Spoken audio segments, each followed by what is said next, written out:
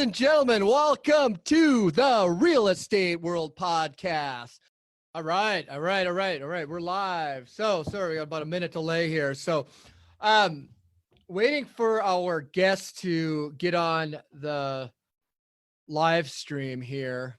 And while I wait, I just want to go over a few things. Looks like Dan Earhart's going to be joining us. So, the purpose of our daily journal for our Real Estate World Podcast is to get people involved in the discussion, in the conversation regarding what they're doing to, I guess, how they're doing with the coronavirus. You know, how what's their mental framework, mental state, what people are doing to, keep a positive outlook. I know whether you be a small business owner, an employee, stay-at-home parent, everyone's dealing with this, and everyone's dealing with it a little differently. Looks like, Dan, are you on? I'm on, but I'm working on video. Oh, okay. Well, that's all right. We can hear you. That's good. If nothing else, actually, you do have a face for radio, so maybe looking at this phone would be it's probably would help us retain our audience. So anyway, just a couple people are wondering, what's the topic? You know what the topic is? Number one, how have you been impacted? Number two, how do you feel about it? And then number three, what are you going to do about it? Because we're looking not only for the stories of how people are,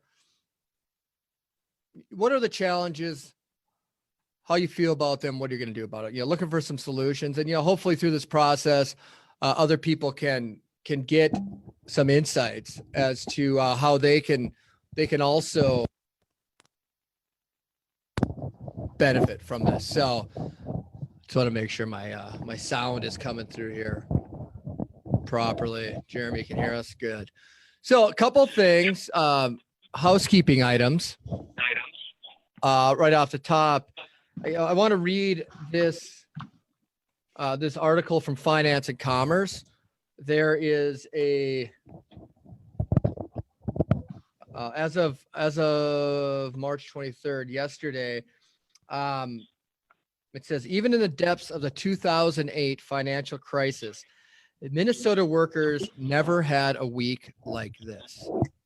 And what do you mean? What week like what? The State Department of Economic Development logged more than 123,000 new applications for the Minnesota Unemployment Insurance Program. Okay, since it opened the program on March 16th to all workers furloughed, reduced in hours, or laid off due to the COVID-19 pandemic. The previous record for weekly claims was about 18,000.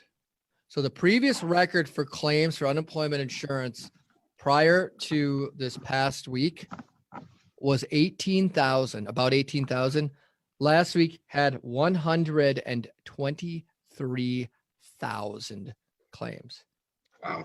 123,624 applications reported Monday at a press conference. That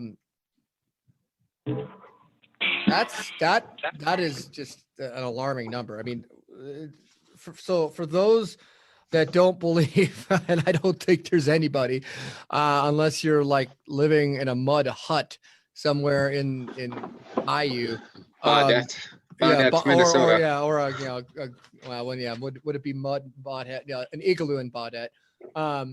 You know what's going on right now, and this is real. So what we want to do is we want to talk. Start with you, Dan. Daniel, are you there? Have we lost you again? Yes, I'm here. Well, I'm joining with video. I love it. Oh my gosh. Oh, there he is. Is that the way way? Have you been working out, Dan? I have been working out. Thank you. Thanks for noticing. Wow. You don't look well. Are you quarantined? Opinion vary. All right. So Dan, you work a role as a community manager. How have you been impacted by the virus and I guess the restrictions that have been put in place? How's it affecting your business and what you do day to day? So at properties that I manage, we've got shared amenity space, schools, gyms, business centers, yoga studios. Had to close all of those down. Residents are no longer to use those. And then also we have a package room that became an issue. You know, they'd see or hear FedEx, UPS coming, and all of a sudden 30 people are lined up to get their packages. So we had to work with the delivery drivers and our staff to get the packages delivered right away to the door, knock on the door. And of course, we have to have people making sure that if someone's not home, that we can either put the package in their unit or store it for them. Aside from that, every day we're learning about new things we haven't thought of. One of the biggest things is someone was scheduled to move out at the end of March. They can't move out. The unit's already rented. So what do we do with that new person coming in? See if we can find them a different apartment to move in. Also, people who are having to stay longer than they expected, do you charge them a month-to-month fee? We will not be doing that, but it's a question, and it's something that we've never had to deal with before. Special requests from people to do more of a concierge-style service, which we're moving to. What do you mean by that? What do you mean by concierge style service? They might need something that they can't get, so they're asking us, like, "Hey, can somebody get us this?" Or like go to Walgreens or or Whole Foods or the grocery store. Yeah, You mean it like hasn't that? gone that far yet, but we're open to seeing how we can help our community. But mostly like, hey, I haven't been able to go out because I'm on crutches. Is there any way you can lend us or sell us toilet paper? It's a real thing. And of course, we accommodate whenever we can. Kind of our mantra around here is accommodate when we can and go above and beyond. But it's hard too because, I'm getting calls daily, people very emotional. They just lost their job. They were going to close on a house. Closing's not happening. Or the new one today for me was the people's closing got bumped up. They got bumped up by 30 days. And now they are like, do I still have to pay the rent for April? We're going to be moving out at the end of this month. So, it's never ending questions. People ask me, since there's no pool and gym, do we get a discount on rent? Boy, yeah. It gets to the point if that's the, and I touched my face. Count the number of times we touch our faces. If that's what you have to worry about, you're definitely in the clear, right? If someone is saying, well, I don't, if you're down to the level of, I get it's an amenity, right? But it's closed down for people's protection, correct? Yeah. There's and that's exactly what my conversation was yesterday. And it was well received by the person. I acknowledge we've closed the gym, the pool, yoga studio, business center. However, we are triple disinfecting the common areas, including the laundry room. We are providing printing services, notary services, package delivery services, and we're going to think of what else we can do. We still have tennis courts that people can use and 21 acres of walking paths. But I can appreciate any question. For me, it doesn't ring necessarily as a negative unless the person's being, super rude and unprofessional. Right. Yeah, I think the big thing, right now, everyone needs to take when I say deep breath, I literally mean breathe through your nose, hold it in, breathe out through your mouth. It's amazing. You do that 3 times and you hold for 8 seconds and then breathe out for 4 seconds. It's amazing how that will calm you and it'll actually give you goosebumps if you do it properly, because it gives you this you basically, many people are suffering from lack of oxygen. You know, they're poorly oxygen. Can you say the word? Who could say the word for me? I could say Oxygenated. there we go. Thank you, Jeremy. Thank you so much. Help your neighbor, help yourself, help your neighbor, be positive, and get some exercise, get some fresh air. One benefit we have this year, as opposed to last year, was the weather is so much more mild than last year at this time. Like, if you remember, we were getting late season snowstorms in March and April. I mean, February was horrible. It was Last year was pretty brutal.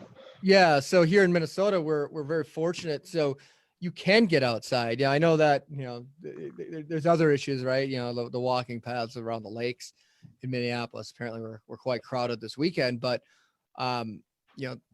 there's some real immune boosting activities you can engage in, vitamin C, elderberry, foods that you're consuming. But all this leads to having a more healthy and positive mindset, which also is good for your immune system, because the perception, stress, a lot of stress, it's real. There's real problems, but the more that we freak ourselves out and the more demons that we create in our mind, it's like they're real. Like your mind, your body, your emotions don't know the difference between a real threat and a perceived threat, right? Like we talked about yesterday, if you're running from a Tyrannosaurus Rex, your body's not going to worry about fighting off pathogens. But if you perceive that there's a Tyrannosaurus Rex, it's just as bad. And unfortunately, with a lot of people, Reed joined us. I'm going to unmute you. Hey, Reed. So anyway, I know, for our property management business, we actually compiled a list of resources for residents if they are looking for some kind of assistance. There's a lot of people are eligible for supplemental nutrition assistance, SNAP, or you used to call it food stamps. That's when we got them as a kid. They called it food stamps, but it's SNAP benefits. You can get expedited service. If you have what does it say? How do I get expedited service? If you have $100 or less in liquid assets, less than 150 in gross income. I mean, if you're just in a bad spot, have liquid assets and monthly gross income that are less than your monthly rent or mortgage and utilities. I mean, that's a lot of people right now if you've been furloughed or laid off. I mean, liquid assets and monthly gross income that are less than your monthly rent or mortgage utilities, you can get food assistance. And you know what? Now's the time to swallow your pride and go get that food assistance if you need it, right? You get the benefits within 5 working days of when you apply, if you are eligible, and give us proof of who you are. What if I can't give proof of who I am within 5 working days? We'll process your application as quickly, make sure you have an ID, I guess. What do I need to prove? Can I apply for SNAP? Identity, income, social security number, Minnesota residency, other eligibility factors. So anyway, if you're interested in this, and I'm going to put it out there because, again, now is not a time to be prideful. The Minnesota Department of Human Services is who you get a hold of. Their number is 651-431-3040. So check it out. But we are providing a list of service providers. In fact, some of our lists are list of lists, are some of the items on our list where people can go. Like, the federal government is hopefully going to get some type of aid to everyone within the next couple of weeks. We're hoping that in the next week or two, some of the restrictions get lifted, because we're hoping that the manufacturing of the medical devices can accelerate and get us somewhere closer towards equilibrium, which sounds like equilibrium would be impossible at this point. But anyway, something else. I talked yesterday on Facebook about Kim Bartman's restaurants. They're closed like everyone else. The Barbettes, which I think you can get takeout service yet from Barbette. They might be doing delivery. Yeah. What are the other ones? Tiny Diner. There's I don't know, 7 of them. Reed, you're probably the expert in dining, fine dining in this group. Nah. But she can't make payroll. Her last payroll, and it's like, I'm sure Kim Bartman wishes she could right now. So apparently she's applied for one of these. The Department of Economic Development in Minnesota is got these emergency loan programs for small businesses. Now, here's the thing with these loans. Apparently, there is a $30 million in special revenue funds available. I assume that number is going to go up once the federal relief comes. But basically you can, if you're a small business owner and you need money to make payroll, they can get loans anywhere from $2,500 to $35,000 for qualifying small businesses. The loans will be 50% forgivable and offered at a 0% interest rate. If other financing becomes available, small businesses that receive an emergency loan, such as federal funding, the emergency loan must be repaid. These emergency loans will be made by an existing network of lenders it works with across the state. So I don't know how fast you can get this money. And the fact, okay, look, you got a business that's closed.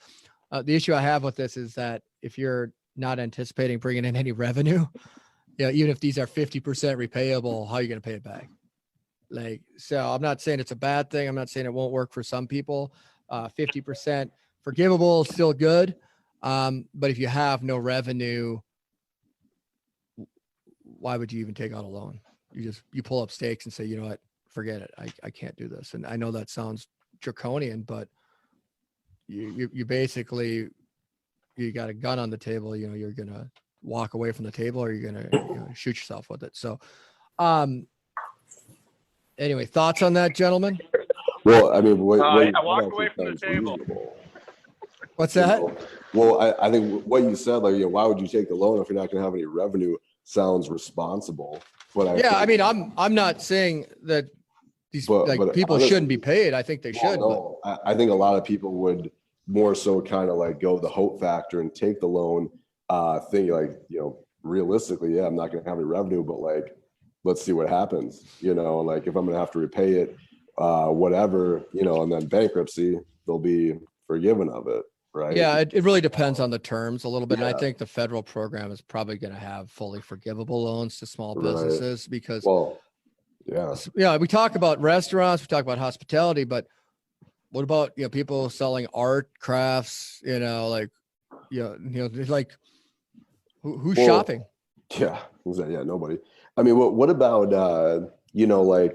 for, I set up an S Corp last year, and obviously it's one employee, me, or our LLC, we don't have any employees or anything, but are those loans available, for me to, or any real estate agent that has that setup or whatever, where you're one of one, so you can get through these times if you're kind of struggling, don't have any business? Right. Well, that's the other thing, with the federal program, there's still so many questions coming out right now with that aid. They're talking about means testing, which means, and they're using 2018 tax returns. Well, I take issue with that because 2018 has nothing to do with 2020. There's somebody who could have had a good year in 2018.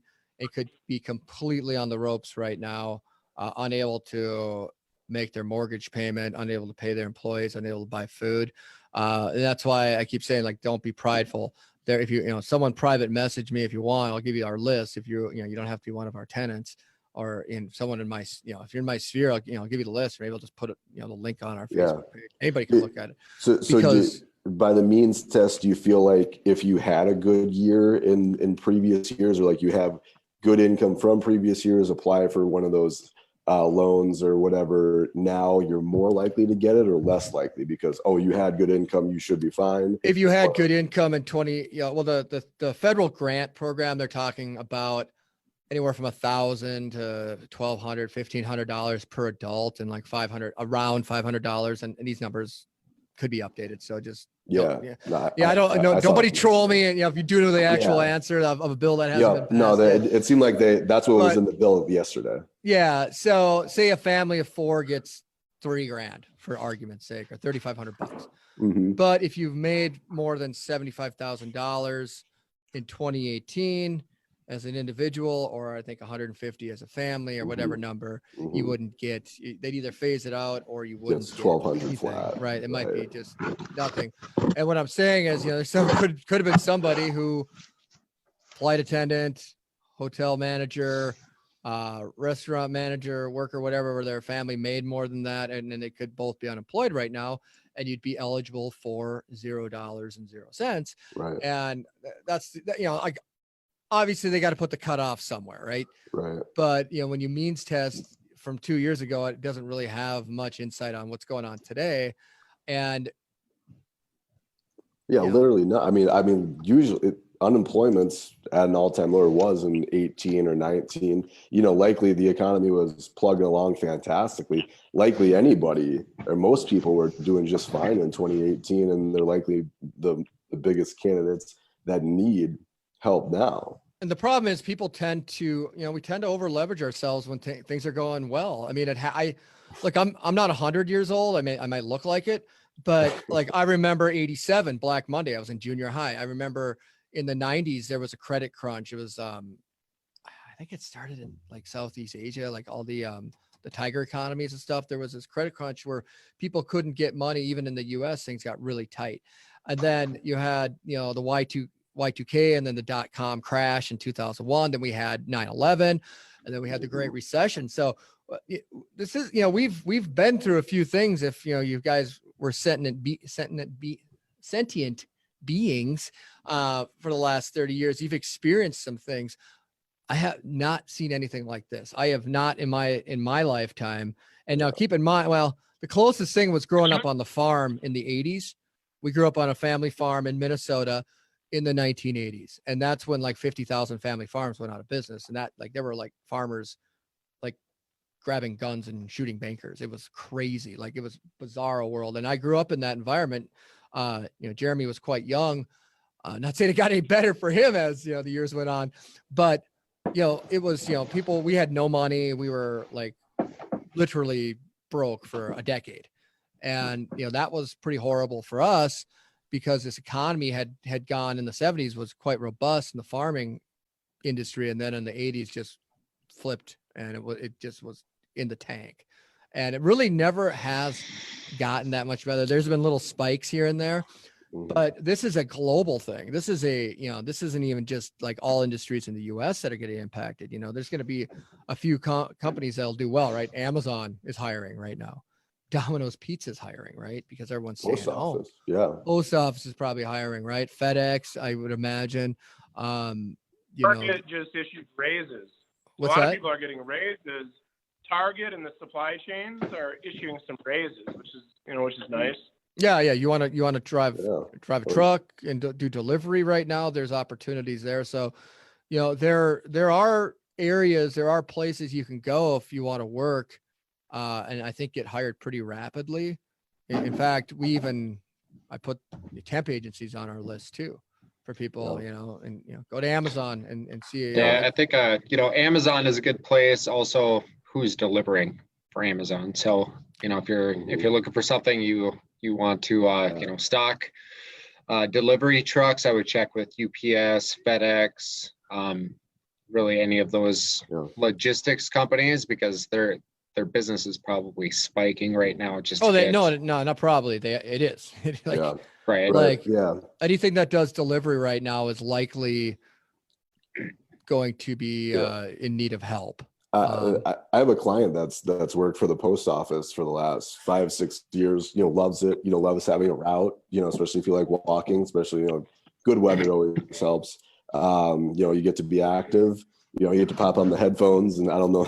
It seems like every mail delivery guy I've ever seen is always like on the phone or whatever when he's delivering mail.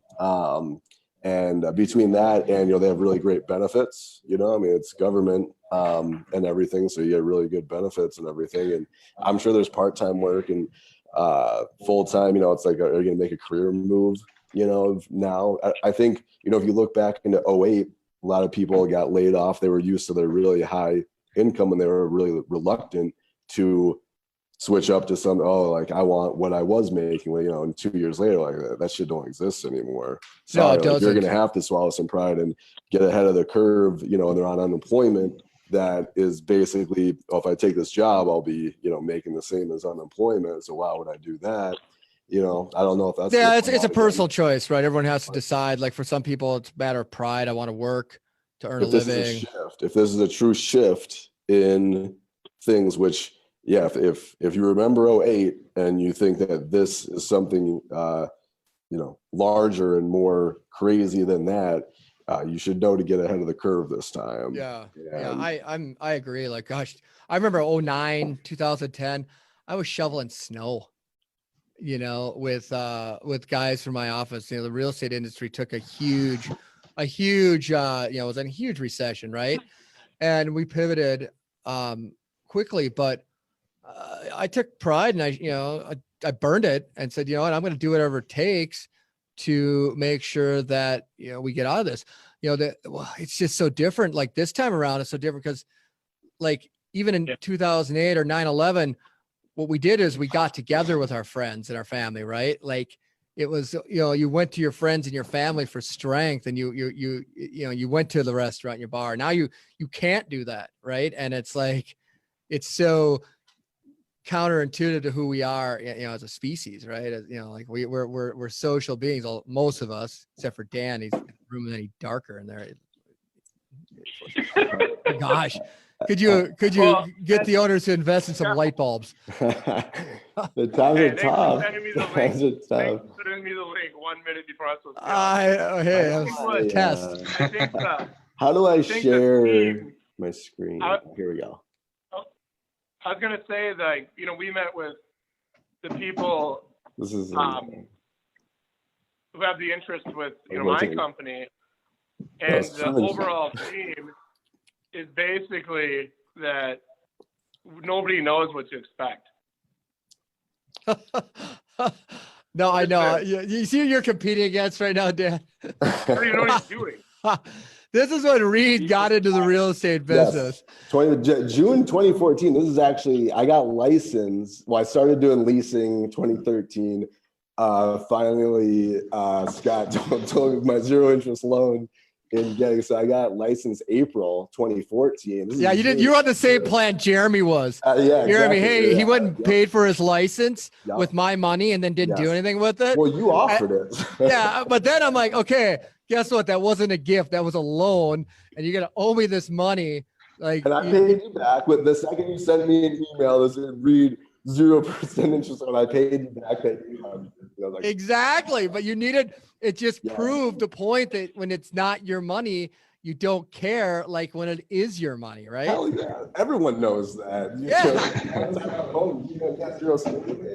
Hell yeah, you know that. I love it. I can't believe you saved this. This is great. Yeah. That was when I was mowing lawns, I was shoveling snow, and this happened to be when that was when you had truck balls hanging off the bat, and I balls. That's right. Taking your fucking chainsaw, which I broke, moving all the damn trees up in north over there, were hanging over the sidewalk. Oh, that's right. It was $20 an hour. Hey, money's money. It's a family show, Reed. It's a family show. Money's money. And you know what? You did what it took to, like, you were making a career change from what, gambling to a professional gambler to actually all right, bring her back. Well, just a few housekeeping items, and then Dano, you had a point that we were too busy looking at the beaver for hire. But I want to talk about the best thing right now. Laughter. Well, it is, guys.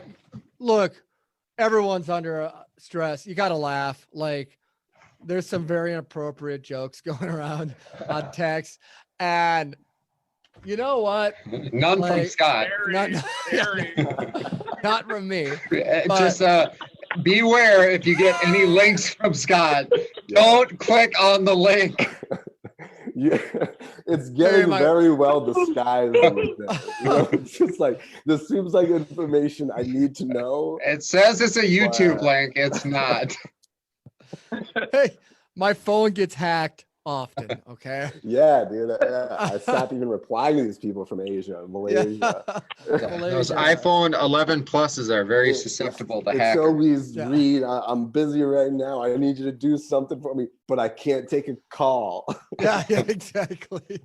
Um, Well, Well, real Scott, quick. What What? I was going to share is that, we met with the principals of our company, and after talking and everybody having an opinion and kind of saying this or that, we all drew the same conclusion that we don't know what's going to be next. Like, we don't know about tomorrow. We change a policy, and then the next day we got to change that, and we got to reevaluate. So it's really a daily evaluation. And one of the things that, I think all property managers and real estate people need to know is it's kind of okay to tell people that. So I've had people ask me questions. What if this happens? What if I lose my job tomorrow? What are my options? And it's okay to say, I don't know. I can't do what ifs right now. I'm doing the actual things that are happening each day. And a lot of it, of course, comes back to, what if I lose my job? Do I still have to pay my rent? Or am I going to get a late fee? Or am I going to do this? And I think a really good piece of advice is to kind of go through a few steps with those people. Step one is let them talk. Just let them tell you everything they want to say. Let them get it all out, and then, tell them that, you're empathetic and sorry, and, it's fairly authentic for anyone who's a human being to feel that way when you hear these stories. And then number two for me is to tell them that, here's some links, here's some things that can help you, and kind of provide a little bit of help and hope, if you will. Number three is, rent's due. That's just what it is right now. Rent's due. We expect rent to be paid, and we know that you're going to do the best you can for us, because we're going to do the best we can for you. I find that to be very powerful with people, and you got to mean it, and we do, and I know you guys do. And then the next thing to have kind of in your pocket is on the 1st through the 5th, which is kind of our receivable cycle, we're not going to do our normal procedure. We're not going to send out mass letters to people saying, hey, where's the rent? If you don't pay by the 15th, these things are going to happen, late fees. Are you moving right? Are you moving right to the thugs that you send out to go like break knees like you normally do? No, we're not going to do that either. Oh, okay. That's reserved Okay. for a Okay. really good time. Okay. That's just when I owe you So money. what we are going to do is require people to communicate with us. So those who communicate, we're going to work with, and there's some things that you don't even want to tell residents. Options for landlords are to push that 1 month rent, swing it back. So April they can't pay, swing it back on June, and then spread it to the rest of their lease. That's a way to handle it. So for instance, somebody owes $1,000 rent. Say, okay, we know you're not going to pay what you can in April. May's rent we need. And in June, you got to add $100 to the remainder of your 10-month lease. So that $1,000 gets spread out, for the next 10 months. Yeah, I think That's not something. Yeah, I mean, it's a good approach. You want to have though, until people are not paying rent. Yeah, I mean, I that as think an option. you got with property management, you have a certain group of people that tend to be late every month or don't pay. Like that's every property management company you talk to. There are certain people who never pay. It doesn't matter. Like 3%, 5%. Yeah, and it's the same late. people. It's the same people every month.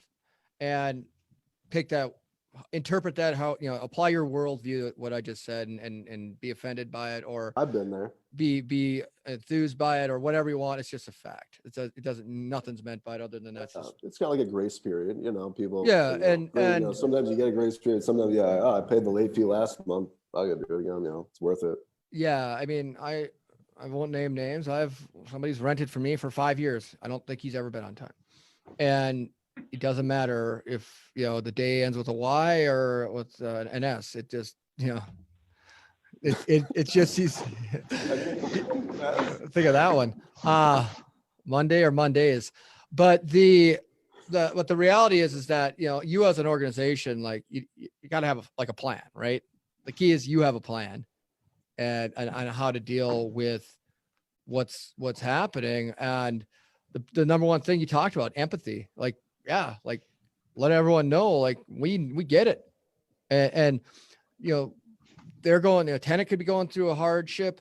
Their landlord, you know, you happen to work with somebody who has multiple units, but I know a lot of landlords who are, you know, everyone likes to think the landlord, and trust me, nobody feels sorry for the landlord ever. They live on the, you know, the beach Ivory house. Tower. Yeah, the ivory tower on the beach, right? And every morning, you know, they have, you know, some guy serves them brunch, you know, and it's berries and cream, and you know, someone's feeding them dates, you know, from afar, chucking them, and there's a fig leaf. Yeah, yeah, but I mean, a lot of the landlords are the guy in the cooking line in the kitchen, the chef, who happened to move out of his last house to rent because maybe couldn't sell it back in 2009, or decide, hey, I'm gonna have a little investment here, and they're literally less than 30 days from going under themselves. And trust me, that is a lot of people. Like you got maybe 10 or 20 people in the Twin Cities who own thousands of units, right? And I could tell you the 10 people, you know, I'm not going to, but I could. But then you have everybody else, the other 95% of landlords who own onesie, twosie, threesie. And these people are people just like everyone else who are literally 30 to 60 days from going under if they don't get their rent payments. They're the same as the renter. They're the same as the renter. And yeah, it's what you said yesterday on, it was actually a good video while you were driving. Hope you didn't get pulled over.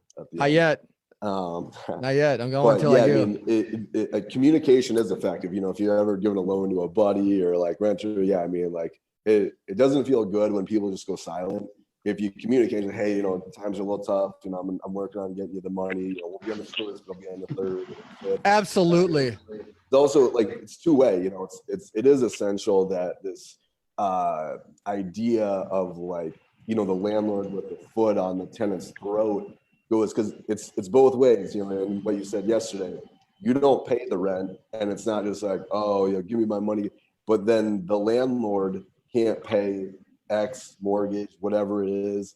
And once he goes under, I mean, you're going down together. The water gets shut off. Down, and this guy's pushing you down. And I always say, like our approach has always been, look, what can you pay? What can you pay? When can you pay it? And just stick to that. Like, and understand, like, if that changes, let us know. Like, the worst thing you can do as a tenant or a manager or a landlord is go silent. Mm-hmm. Yeah, because silence in when you're not getting that two-way, that feedback, people assume the worst. I mean, we're screwed. Yeah, we all intentionally not paying me and trying to get out of it. Reed, you get the silent treatment from your wife, what, 6 days a week? No, you just assume 6 hours a day. Yeah. Just kidding. 6 hours a day. Yeah. No. We need to have our wives on, and they can tell the real story about what D-bags we all are. But or for you, Jeremy, your committed life partner. But the heterosexual committed life partner. Thank you. Oh, you had to bring that into it. Oh God. Another thing is incentivizing or rewarding. So you've got 100 plex, 80 people pay the rent on time next month. Maybe send them a letter. Hey, on your renewal, we're washing. We're not guaranteed no increase. Yeah. That good grace could go miles, and it's good for everybody. Yeah. Another thing, you know, maybe a bunch of people pay rent on time. You got a 10 plex. All right, well, free parking next month. You know, give them a gift card to a restaurant. Help the local community. $50 gift card. Hey, thank you. People helping people. Anything you can do to you know, we know as landlords and real estate people that we're in the trenches with them. We all have kids. We all have families to support. But sometimes, like you're saying, there's such a disconnect of like, oh, they're them and we're us. Really collapsing that in the next few days, weeks, to say that, hey, this is team Verde property or team, you know, Cedars property, and we're all in it together. And we've started already. Like, I got a resident doing virtual yoga classes, streaming. We ran it once. We're going to do it again tomorrow. We got another resident who wants to get a bunch of people on the same online gaming system. and they can put that out through a platform like a resident portal. Don't do it, man. I have to have my games thrown away. Like my wife has to like choke me out because I like start playing and like 3 days later, my eyes are all bloodshot. I'm like, I wish I could play video games. yeah, My well, last gaming experience Warcraft was 2 and Diablo, Scott. yeah, that's the last time I was able to play. Like, she like But broke a I bottle do in my Got hand. time encourage- for that anyway. I would strongly encourage people to come up with some acknowledgement, even if it's just a letter, to everybody who hits that rent deadline, just thanking them. It's going to make an impact for them on next month for you.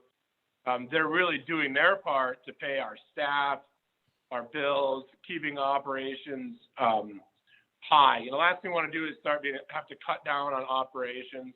We're paying people literally to walk around all day, every day to disinfect. That's not business as normal. So I think that everybody should think of, whoever pays rent on time, minimum a letter or a phone call, something thanking them. I agree. I think it's one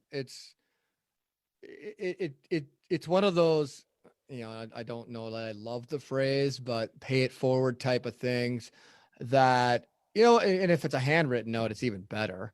Although that might freak people out right now because it's, what is it? What is the time it can stand paper? 4 hours.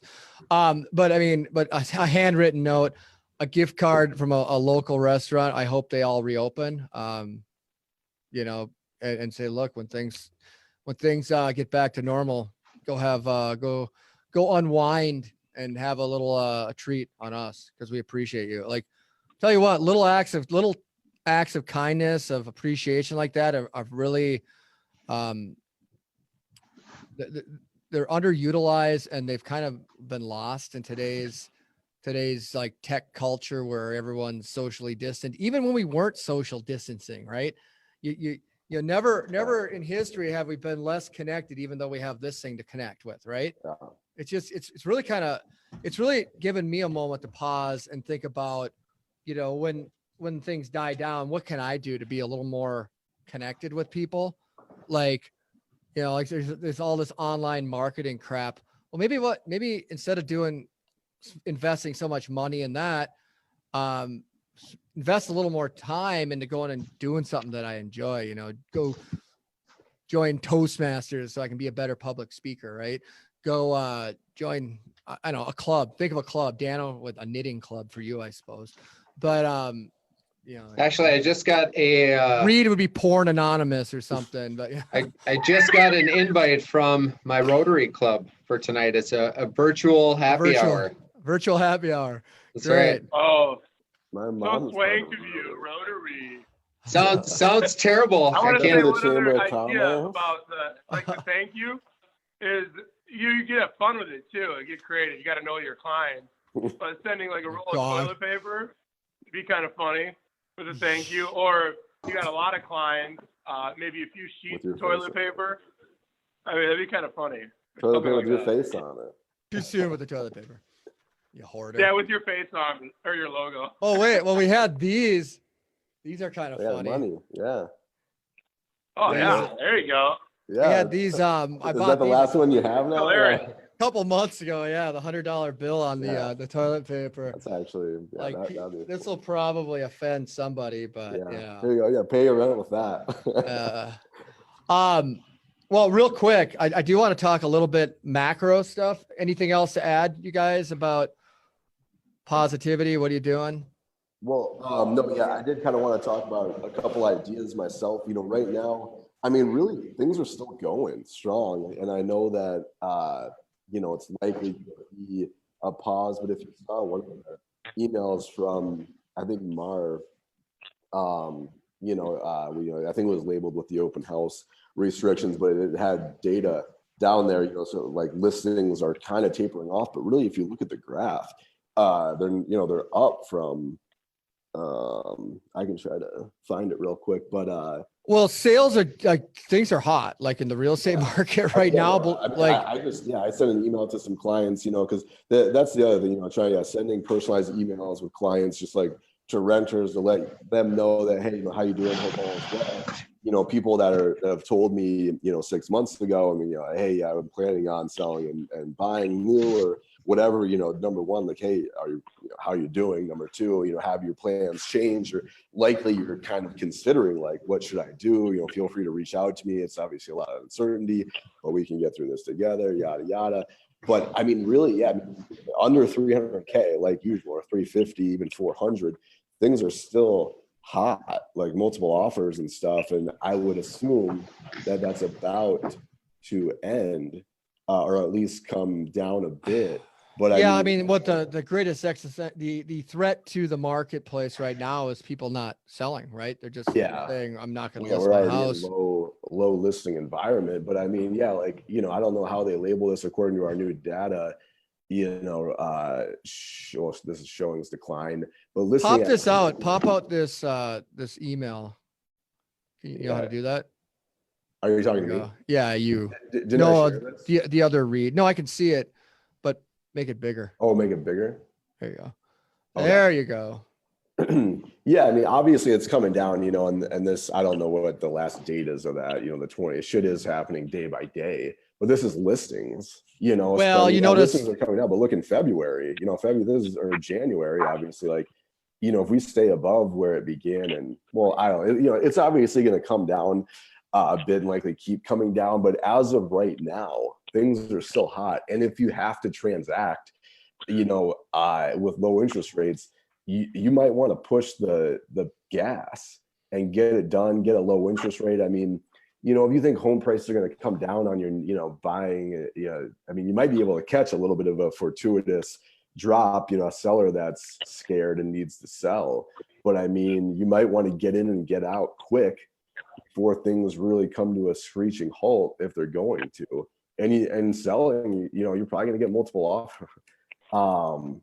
Let's see. So that was listing activity. This is showing activity. Yeah, the showings are way down because, number one, the listings are going down, but people are like, and people don't want to leave their house. But if you look, 250 to 350, showings are up 4.4%. That's the hot spot. I'm surprised shit under 250 is actually down quite a bit. But it could be just lack of inventory though too. That this under 250, there just isn't any inventory. Yeah. Okay. That's why. Yep. You're right on that. It's like you can't show. So you can you can interpret. Numbers are like. I'm not going to make that joke, but numbers. Well, anyways, these numbers are going to be massively down. If you look, this is a week ending 317. Yeah. We can. But this one I think rides all the way till like March. I don't know what that lasts. 20 something maybe. But extrapolate it as you want. But like what I've kind of learned over the last 30 days is like kind of being plugged in on talking to Nick Kelvey, rates are crazy, you need to wait to refi, they're at 4.5, Marker Keller with 15th, Brian Thompson, rates around 4.5, it's crazy town. Bell Mortgage, no, we're not affected by that, we're still at 3 to 3.5. Yeah, talk about that, because like I have really great information that people can really benefit from, and if you just put out an email like, in a time of uncertainty, like just give me a call and I'm happy to like kind of share what I know so you can try to plan accordingly. Like obviously it's, I don't have a crystal ball and everything, but I feel like I got pretty good information. Like I'm looking at statistics, shit's happening hour by hour, day by day, and if you're plugged into your own job, trying to, take care of your family, what's next and everything. If you need information about, like shit, like should I refi now? Because that's literally going to save me $100 a month going forward. But everything's crazy. Like, no, I'm just going to hold off on it. Like, give me a call, I'll set you up with someone. It'll take like an hour conversation. You'll get the facts. Yeah, it really behooves people to like do some research on this right now. And obviously you can contact Reed or anybody on the team here. But I got a question for you guys. Are you seeing a trend of maybe somebody who before would have been interested in a condo or a townhouse saying, no, I want some space, like they're switching, to look for yard and privacy? There's a little bit of that. What I'm seeing more is people are maybe just putting things on hold because they're waiting to see where this kind of settles down a little bit. The stock, the Dow is up 1,500 points today because there's some belief that, there's going to be a bailout and there might be light at the end of the tunnel. I mean, God forbid we figure out our manufacturing problem here in this country where, if we want to create ventilator masks, we don't have to get them all from China. Somewhere 5,000 miles away, maybe we could build some of this stuff here. That's the problem. Like, people think we can just flip a switch and the masks are here. They're talking about retooling Detroit to build ventilators. Well, unfortunately, you don't do that in a weekend, and by the time you get that production up, you are, you're looking a month down the road. So people are, waiting to see, like, the fear of the unknown is the scariest thing. For sure. That's what's driving people crazy. That's what's driving behavior right now, because no one knows. And it's not that people are freaked out about living in a condo per se, because at the end of the day, you can kind of control your space and most of it. You have your own heating, cooling plant. You put your level of filter you want in there, and blah blah blah, air purifiers, blah blah blah blah blah. But it's just these macro trends. No one knows, because when the server gets laid off, and then the hotel worker gets laid off, and the airline pilots and flight attendants get laid off, and mechanics, and then the auto workers get laid off. This has a cascading effect throughout the economy, and nobody understands where that's going to stop. So suddenly the guy in Cleveland who's out of a job stops paying his rent, or the business fails in the shopping mall and they quit paying the rent on that shopping mall, as does, the other, 9 of the other 10. Suddenly the retirement plan for the California teachers union is affected, right? Because that's what happened during the Great Recession, is you had this cascading effect that just went through, the world economy, really. And I think that's the bigger issue. People, they're looking at their retirement account, which has been, dropped by 40% in a week, 10 days. Like, if that doesn't, freak you out a little bit, I don't know what can, right? Maybe some of those texts I've been sending around, but Is this live on Facebook? Huh? Is this live on Facebook? Yeah.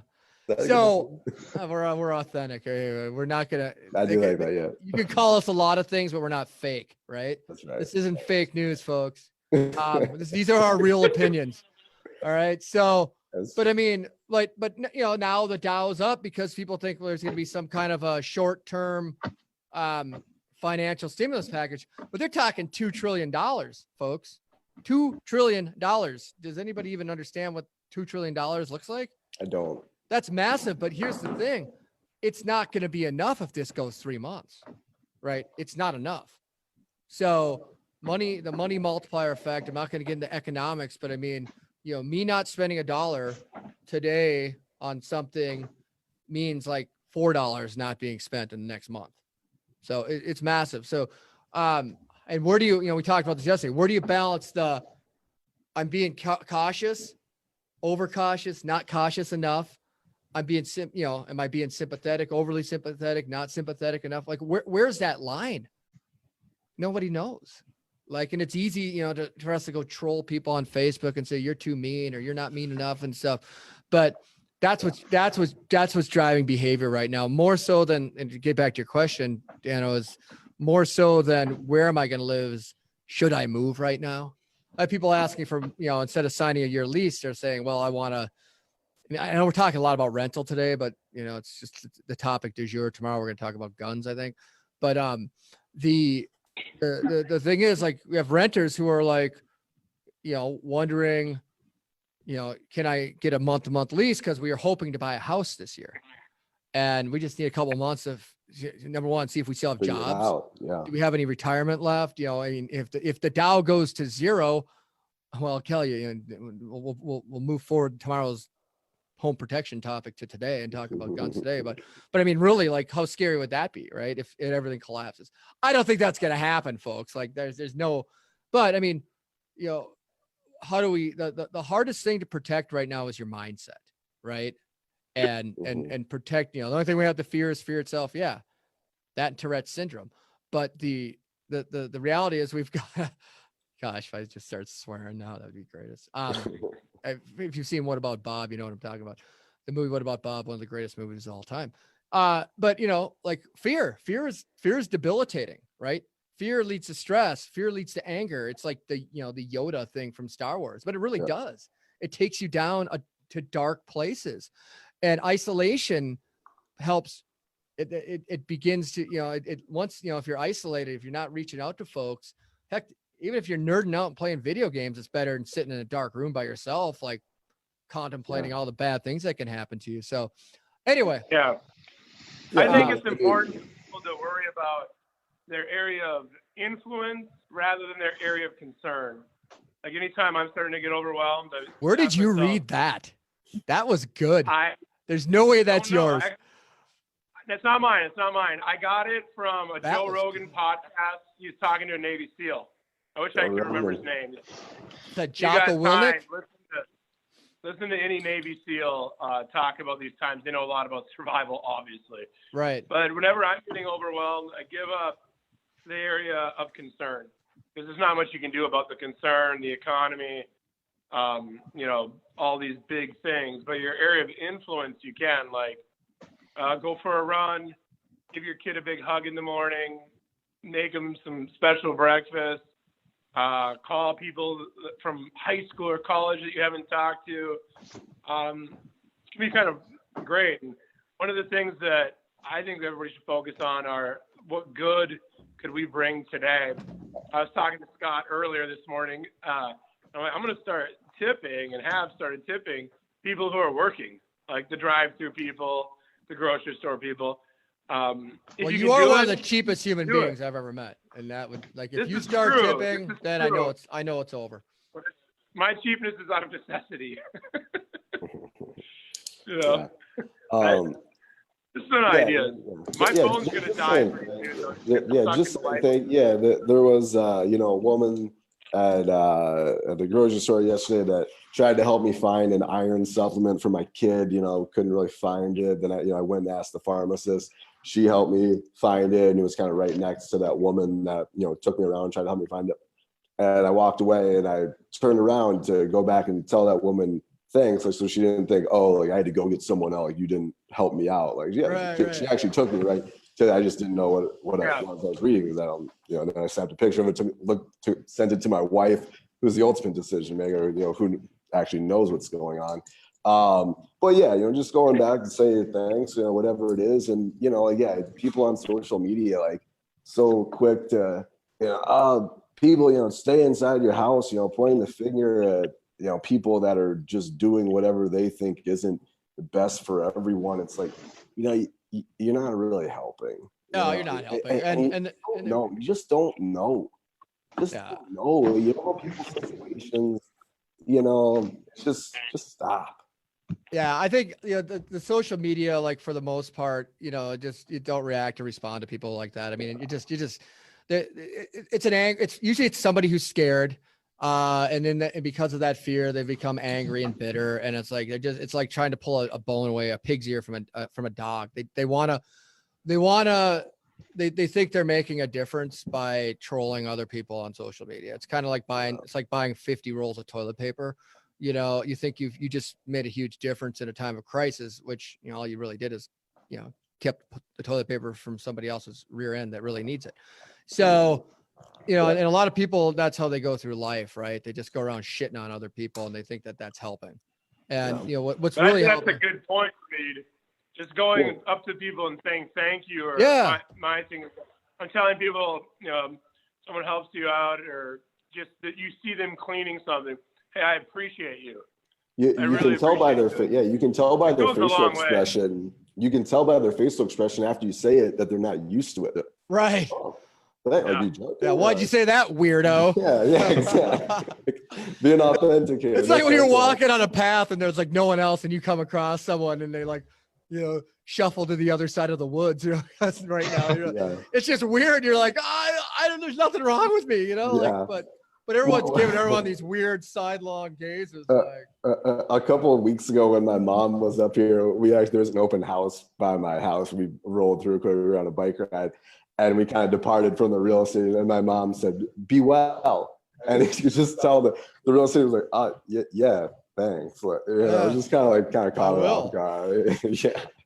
But yeah, she meant it. Like, yeah, I hope you'll stay well. It's obviously a time of weird stuff, but yeah, just you just don't know, right? Like and what the fear and the panic are driving the irrational behavior, because we all know at humanity's core, just like animals, the survival aspect kicks in, and damn well if it's the last roll of toilet paper on the shelf or my kid or someone else getting whatever's needed at the very end, you're going to push the person that you don't know aside and help out you and your family. And that's where the fear and the panic drive that irrational survival stuff, and the community aspect goes out the window, which I understand. But that you got to stop with the fear and the panic, because we are in this together. We can get through it until we all go, barricade in. Yeah, I'll turn into barbarians and So we, not the cavemen. me. Yeah, well, So and I we, agree. not the me. So okay, one tip. I'll go through the one or two tips quick. Immune boosting tip that you're following right now. It can be a supplement, an exercise, a thought process. I'll start with you, Reed. Vitamin A. So did you ever watch that Dr. Shiva stuff? Yeah, I've watched everything. Okay. So yeah, he really promotes vitamin A, and vitamin A is and it's actually a hormone, I guess. Technically, I mean, you still take it supplement form as a pill or whatever, but that's what's needed to strengthen the cell wall. The barricade that doesn't allow the intrusion. Obviously, I think vitamin A, C, and D are the best. I know Scott's probably more informed with that. Dano, before Reed takes them all. Those are the only letters Dano knows. What is your tip? Doesn't have to be vitamin. That can be anything. For me, I think it's exercise. Get your kids exercise. Feel free to tell your significant other if you need a break. If you just need a break, you're on your last string, say, I need a break. Tap out. Go. Yep. And then also, I think it's very important for people, don't overindulge in alcohol. That'll pay dividends, the next day. And yeah, you want to see your immune system. Yeah, you weaken your immune system, but you want to see people. You want to see like a true the test of human behavior. Spread the rumor that Waltz is closing the state down, and then watch the lines form outside the liquor stores. Like it happened on Monday when everyone thought he was going to shut the state down. There was this herd that moved towards the nearest liquor store, and it was like a panic that had enveloped the nation. Panic and fear driving irrational behavior. Nobody That's loves actually to drink rational more than I do, but it's not an area of concern for me. Jeremy? This is wild. It looks like one of the millions of our viewers right now is Kama. So our sister-in-law. So say hi to somebody that you haven't said hi to for a while. Hey, Kama. Hey, Kama. I'd say, go out, get some exercise. Maybe say hi to some of your neighbors that, that you haven't talked to for a while or have never talked to. Just shit. Everybody's kind of hunkered down. And I think the best thing you can do is go get some exercise, try to carry on as much as you can and get into your daily routines. I know it's hard, but it's the worst thing you could do is just get depressed. Yeah, no, take the positives out of this stuff. Yeah. I mean, this is kind of it was actually kind of nice just hanging around with my kids and kind of feeling like, you know what, if everyone else, it's kind of laid off of work or just, taking a break, we work 52 hours or 52 weeks, every week, a year and everything. There's no problem in seeing a little bit of a positive and just being like, you know what, what's going to come is going to come. Just take a little bit of a break for the positive of taking a break, a little staycation, if you want to call it that. It's almost 50 degrees out. It's good enough for me. We've been biking and stuff like that, just sitting out on the lawn, trying to get some good old vitamin D from that big burning mass in the sky. Put on some music. Vitamin D, man. No, it's so true. And funny thing is, I'm supposed to be in Florida right now, speaking of vitamin D, for my annual family trip. And I joke, The last 3 family trips I've tried to take have all ended in disaster. Like coronavirus, this one, my wife gets in the hospital for 2 weeks with cellulitis, so she missed the Thanksgiving trip, and then I get a brain tumor in August when you're on the. So it's like if Scott is making a family vacation, you guys do not plan anything during that week. Get ready. The next one will be the comet that's careening towards the Earth. Scott caused coronavirus. Yeah. I think that when we get But Scott's the positive, I've been trying to get Reed and Dan to do this podcast for almost 1 year. And we finally got them on. So I will say the universe has spoken. This is exactly where we're supposed to be. Yeah. And we did it. I didn't even know I was not, I saw your email yesterday. I was going to reply, yeah, let's do it. But you're right. Here I am. We did it. So it's give us that famous boom. Boom. Yeah. So anyway, all right. Well, I was going to talk about Zillow halting their home buying, and also Open Door is halting their home buying as well. And what does that mean? Is that a canary in the coal mine? But we're gonna tease you with that for today, and maybe that's something we'll address tomorrow. Yeah. I think it's time. We're over an hour, and we always go over, and that's just who we are. But guys, appreciate it. World Say World podcast. We are going to be launching a couple other podcasts this week. I'm going to keep you in suspense as to the names of said podcast. But appreciate it. We're going live every day this week, through the weekend, and next week until I say stop or the universe says no mas. We're going to bring on different guests to talk about how they're coping with COVID-19, both the emotional, the financial, the physical, the mental, you name it, aspects of this. And we just kind of want to be a platform for people to, go off, pontificate, be inspirational, whatever it is. Jeremy's case, clean his office, hopefully by the next one. But other than that, Dano, Reed, appreciate it. Jeremy, our producer, like always, appreciate it. This will be on the Real Estate World podcast here shortly, I believe, once the thing renders, and we will be getting ready for tomorrow, where we have one of my friends from Wake Up Warrior, Steve Leach, who has been instrumental in supporting me on this quest for sobriety. So thank you, everyone. I'm Scott Picard. This is the Real Estate World podcast. Boom. We'll see you out there.